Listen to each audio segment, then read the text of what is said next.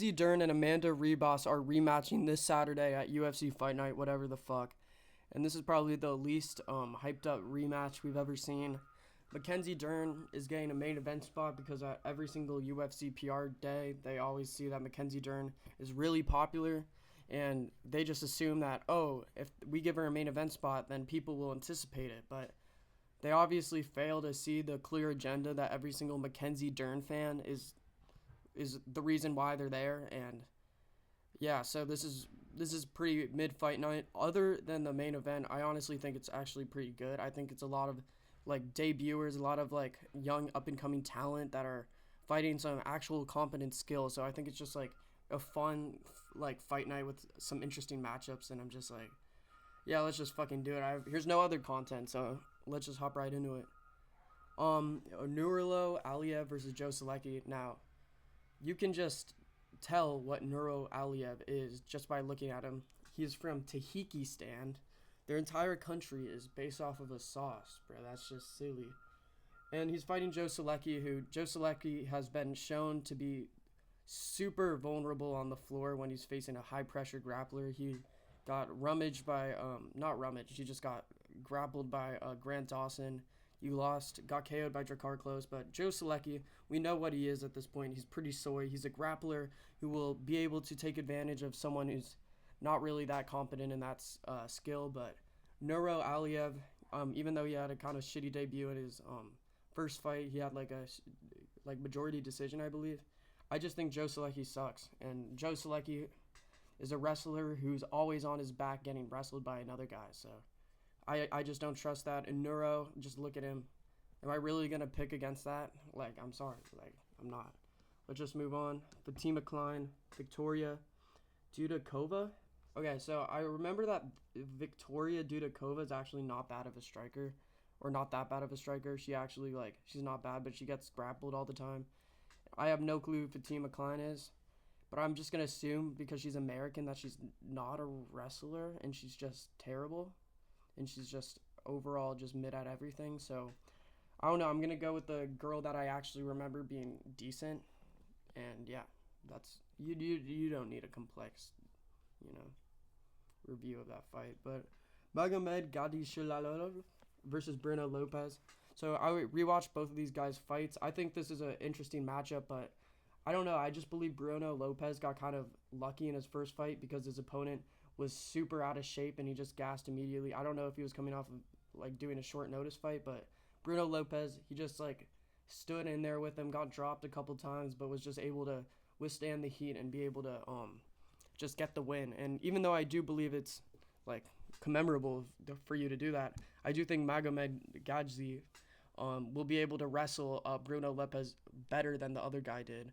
I was rewatching Magomed and he was just like taking down Brenson over and over in the later rounds. Brenson was able to take him down 3 times and just like reverse a bunch of stuff earlier in the fight. But I just believe that Bruno Lopez doesn't have the takedown defense as good as Ribeiro, and I just think Bruno Lopez, if he keeps on the feet, I think he will be competent. But it's not like Bruno Lopez is a crazy excellent striker that if it keeps on the feet, he's gonna have crazy success. I just feel that it'll be a decision by Magomed no matter what it is.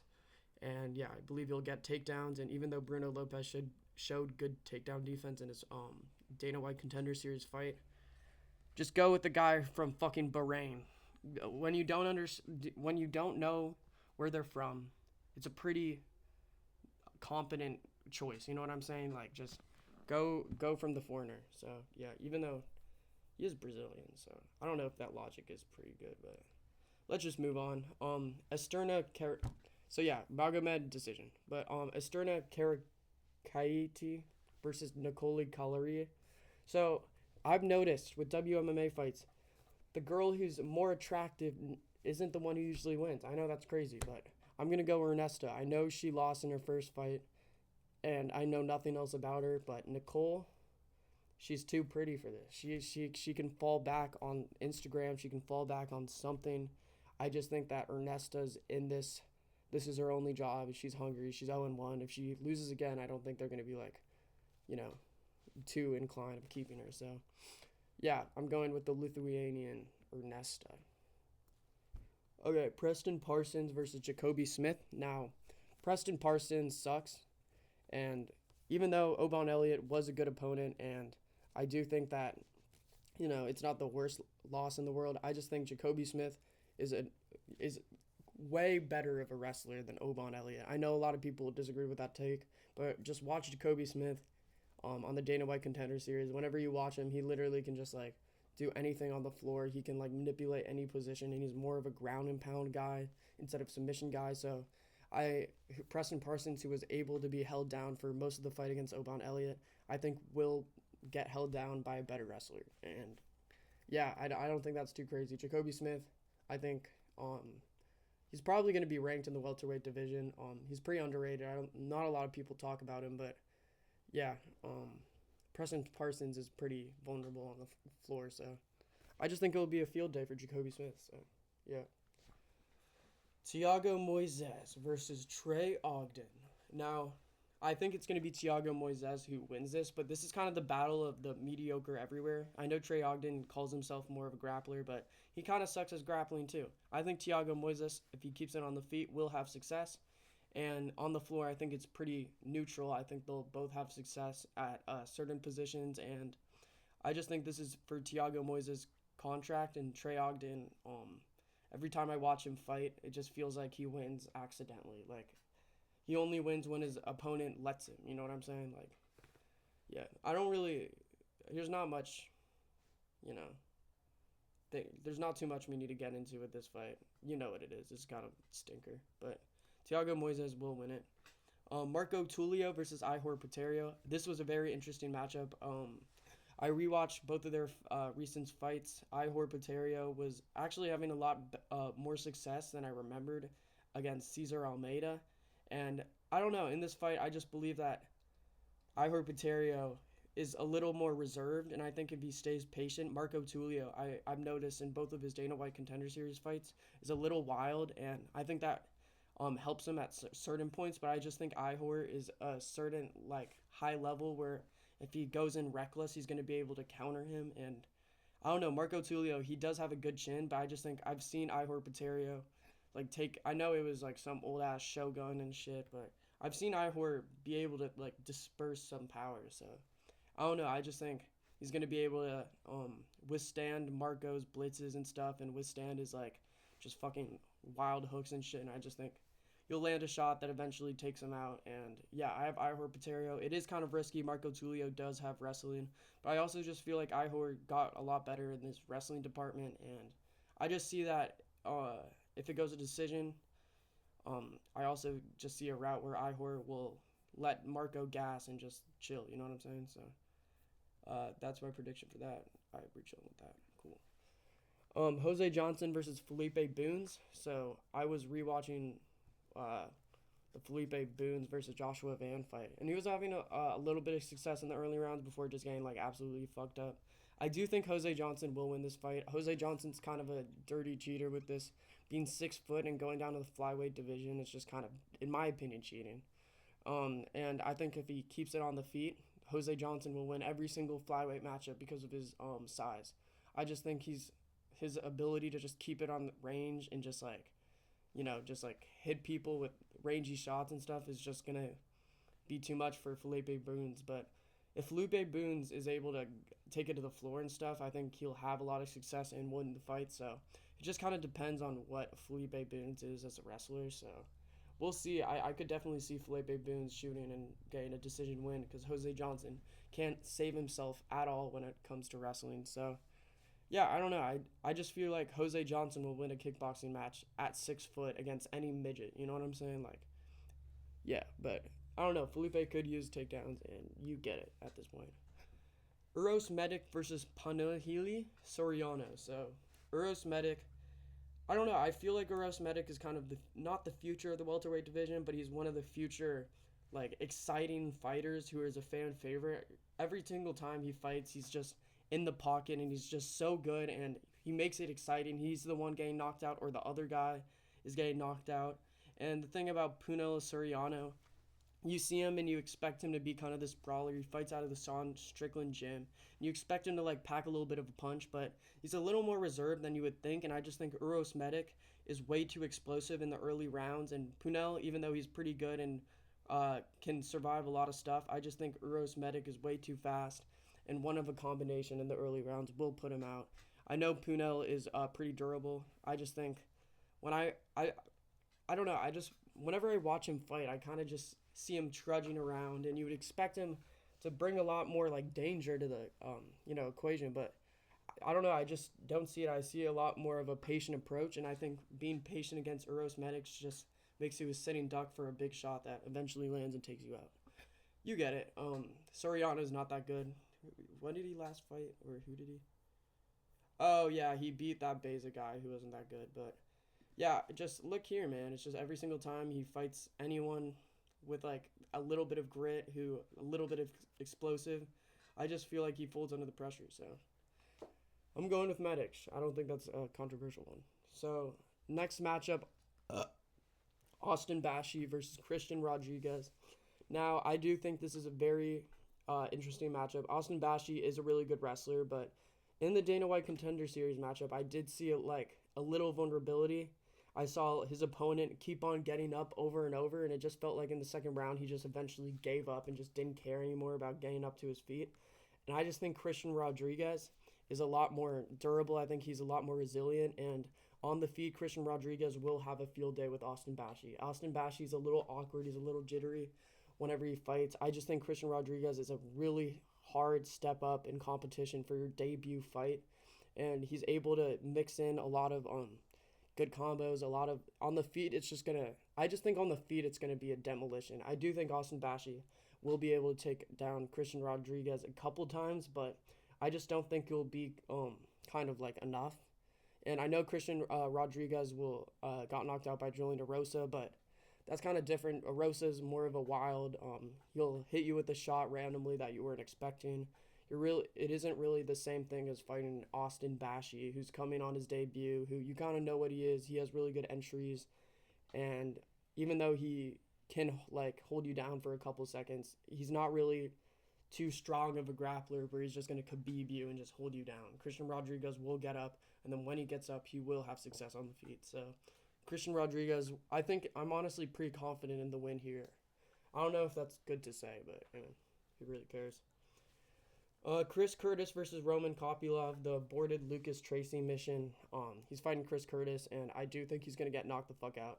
The thing is, Chris Curtis is just a different level of striker than most of these middleweights. I do believe he's a ranked level fighter. He's just like sitting in the unranked area. And Roman Kopylov, even though he has pretty good wrestling and his striking is really good and it's pretty snappy and it's pretty, there's a lot of power and it's overall good. It's just Chris Curtis is a different animal. His Philly shell is just, it's really good against the body kicks. He's going to be able to catch Roman Kopylov's kicks. And I just think, I don't know, Chris Curtis, if he lands one shot, Roman Kopylov's out, and he eventually will. Chris Curtis he's the type of guy to just push the pace, make sure to put his head down and just like slug a little bit. And even though he's defensively sound, he does put a lot of pressure on. And I just think Roman Kopylov will not be able to use his kicks as effectively, and the space will get cut off a lot more effectively with Chris Curtis fighting him. And I just do think Chris Curtis will get the knockout. I have no clue why it's plus 220 for Chris Curtis. I mean, Roman Kopylov, he does have okay wrestling. He did mix it up against Cesar Almeida. But I just think Chris Curtis, he was barely getting taken down by Brendan Allen. There's no way Roman Kopylov wins this. I don't know. Plus 220 is ridiculous for Chris Curtis. I think this is the day for the underdog, to be honest. Let's move on. Cesar Almeida, Abdul Razak Hassan. I love myself some Abdul Razak Hassan. I love how angry he is. And I love how he just like walks around with an intensity, and it's just like, it seems like he wants to attack every single person he talks to whenever I look at an interview. So I really fuck with him. But Cesar Almeida, I don't know. I have a belief that actually I don't think Abdul will wrestle him. I just think Abdul will keep it a kickboxing match and eventually get chipped down. I think if Abdul does use his wrestling, he has a really clear path to victory. Cesar Almeida was getting exposed against Ihor Paterio in his wrestling game, and if the ref wasn't such a retard, I think Cesar Almeida would have probably lost that fight. But Abdul Razak Alsan, the thing I've noticed, he keeps it a kickboxing match. He doesn't really use strategy. He likes to get in there and just fucking take out his anger on his opponent and just fucking. There's a lot of times where he does keep it patient, and he's really heavy on that lead leg, so that's also something that Cesar Almeida can take advantage of. But I just feel I just feel like Abdul Razak Alsan, he's kind of like a little too tentative. Oh no, I just said I'm kind of contradicting myself, but there's times where he's like super tentative, and then there's other times where he's like sprinting at him. You really never know what you're gonna get with Abdul. But he's too heavy on his lead leg. I don't think he's gonna use his wrestling.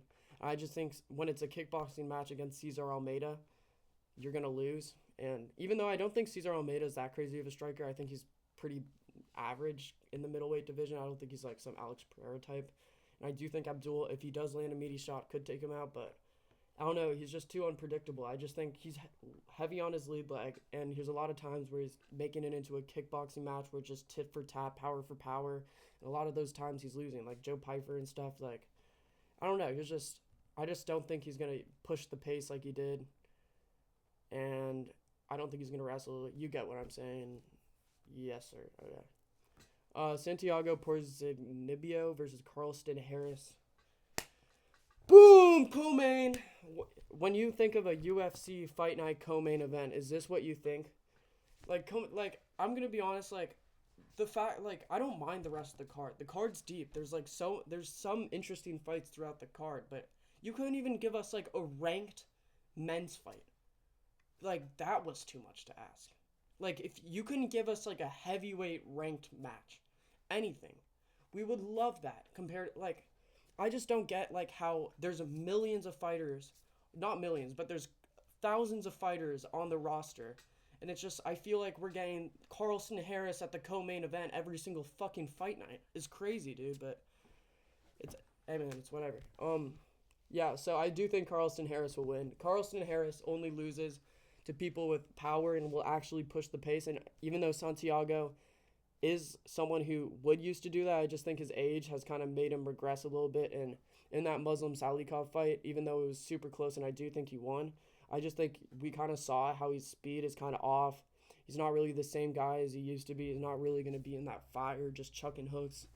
He's kind of like more tentative now, and I just don't think he's going to turn off the off switch on Carlston Harris. And I just think Carlston will just either wrestle him or just keep it at range and be able to tip or tat him.